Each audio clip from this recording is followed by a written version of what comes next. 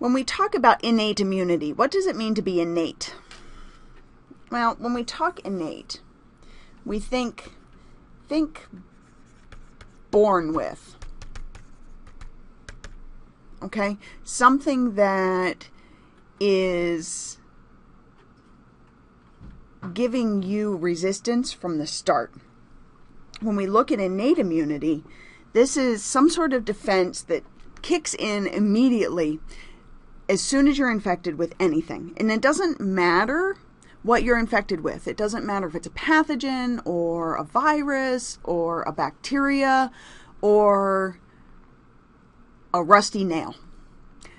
All of these things are going to set out the same response as far as innate immunity is concerned. And that's because for us, as vertebrates, we rely heavily on innate immunity, but we also have something known as adaptive immunity that we'll talk about in a little while.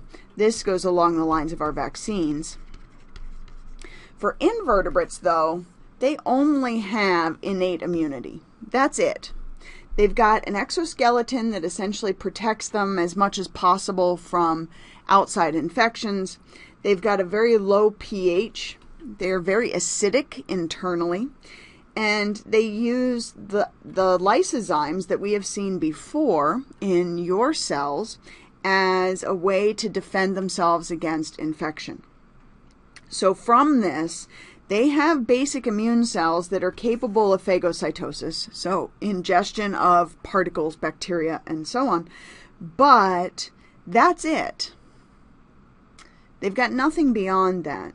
So what we have to consider is, when is innate immunity good enough, and when is adaptive immunity going to be better for us?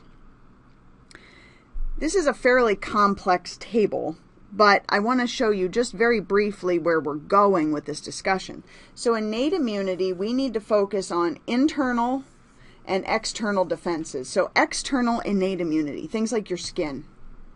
Just simply having a barrier to the outside world. Secretions, hairs, and so on. Internal, we're going to look at some very basic cell types that are going to help us defend against infection. Phagocytes, we've seen those before. Defensive proteins, inflammation, so fever, swelling. These are innate immunities. It doesn't matter what you're exposed to, you have the same response.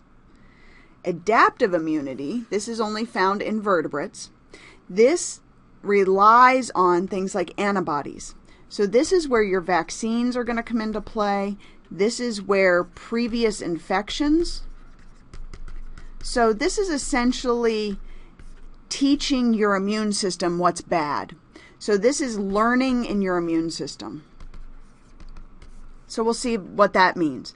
We tie this then into the lymphatic system, which we look at as basically a blood filter.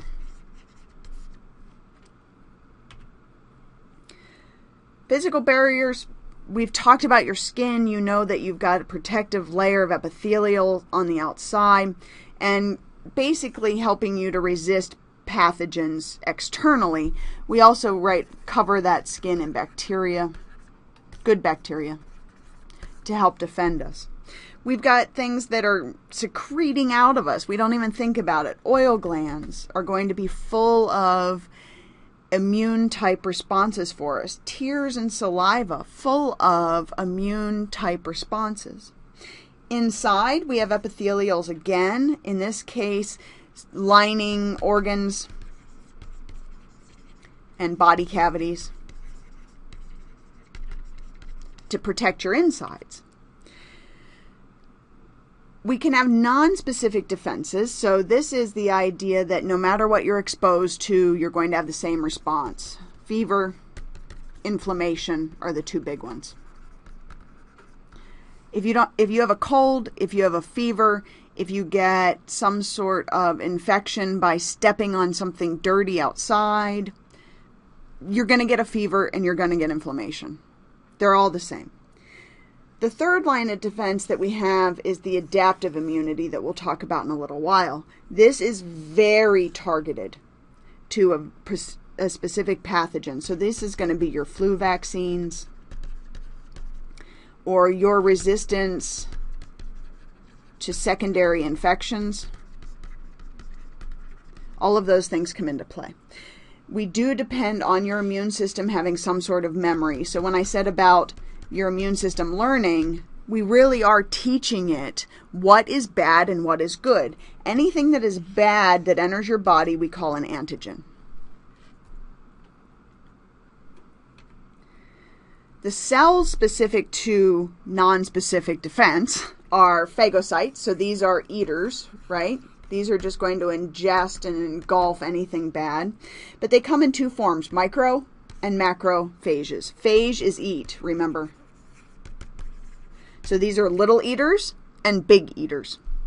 And when we look at these guys, we have to think about how they are going to behave in your system. We will see them all over the place. So things like neutrophils, very, very common. And they circulate in your blood. Macrophages, on the other hand, we look at being primarily associated with body tissues. So they're going to help clean up your tissues. Inflammation, as we mentioned, is going to be a response to pretty much any sort of infection or injury that you get. It's caused by mast cells. And what's actually happening is the mast cells secrete histamines. Where have you heard histamine before? Do any of you take an antihistamine? What do you take it for? Usually take it for stuffy nose. You take it for allergies sometimes. So what you're doing with an antihistamine is blocking histamines. When you block histamines, you're blocking inflammation. When we talk about building up mucus inside your nose and your eyes that turn into secretions and saliva and tears, all of these things in high concentrations with infection, we want to block those. We don't want you to have a stuffy nose because of a maple tree, okay? So we take antihistamines. Now, the whole idea with inflammation is it's going to slow the spread of anything bad. And the idea is by swelling, like this bottom hand here, very, very swollen, it's going to constrict or squeeze blood vessels. If you're constricting the blood vessels, you're keeping it from moving anything around your body. Very, very important. And with this swelling comes all kinds of cells that are going to help try to decrease any pathogens or antigens that have entered your body. The fever is because we are trying to increase the temperature of your body to kill any kind of antigen. Now, this works within reason. We can't have you with a prolonged, very high fever because remember, increased temp will affect proteins, enzymes, and so on that are going to denature. Remember that from macromolecules?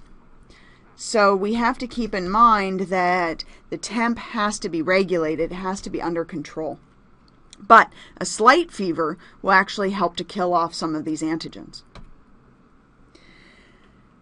When we look more at your specific defenses, so when we look at acquired immunity, we're going to start looking into more of the buildup of very specific types of white blood cells and immune responses.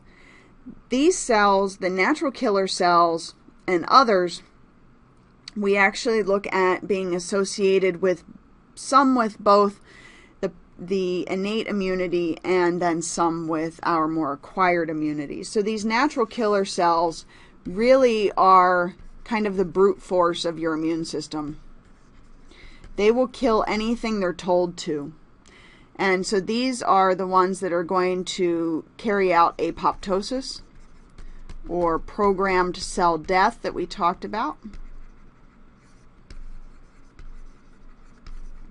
And when we look at those cells, they're going to be responsible for a whole lot of what's going on in our body as far as decreasing the antigens that are coming in.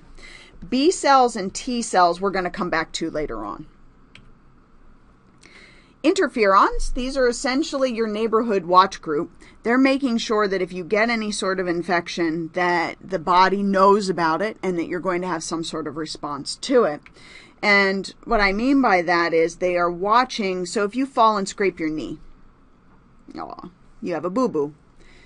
What's going on? Well, immediately we're going to see platelets come in and try to stop the bleeding.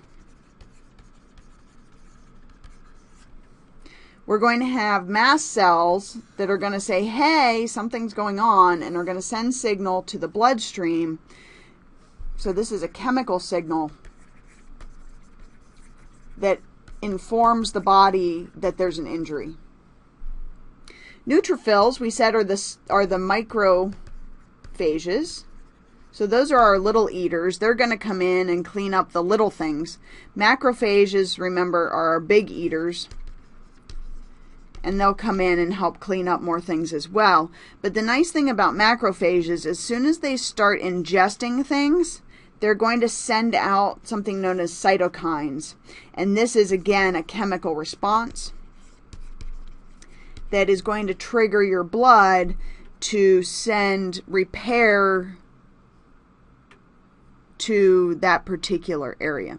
So our tissue repair, anything that needs to go on, is stimulated by that chemical response of the macrophages. Your lymphatic system, as we mentioned, really is responsible for helping you to filter out what's going on in your body. In particular, we're looking at filtering interstitial fluid. We're looking at filtering and cleaning up tissues and somewhat of your bloodstream, but primarily tissues and interstitial fluid. And as you see, it looks a lot like the map of your cardiovascular system. It goes everywhere. And it includes lymph vessels, lymph nodes, and the lymph itself, which is the fluid. So lymph vessels, these are going to collect fluid from tissues all over your body, and they're going to turn it into lymph, that fluid.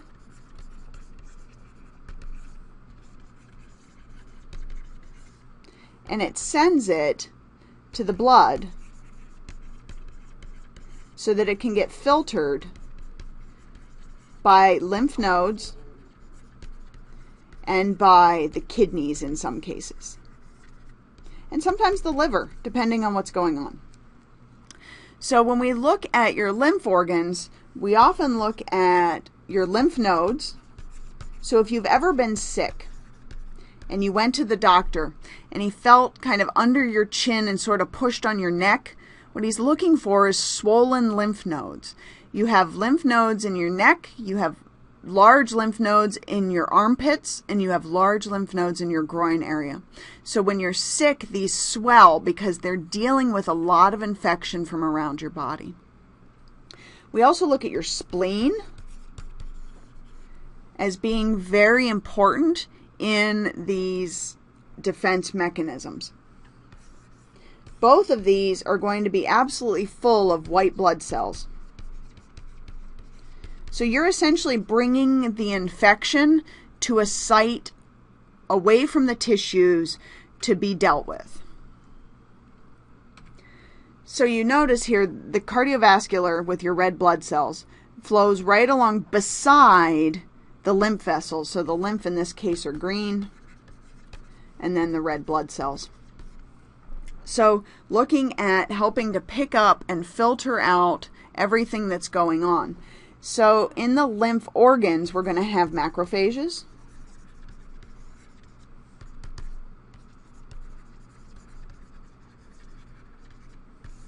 Macrophages, right?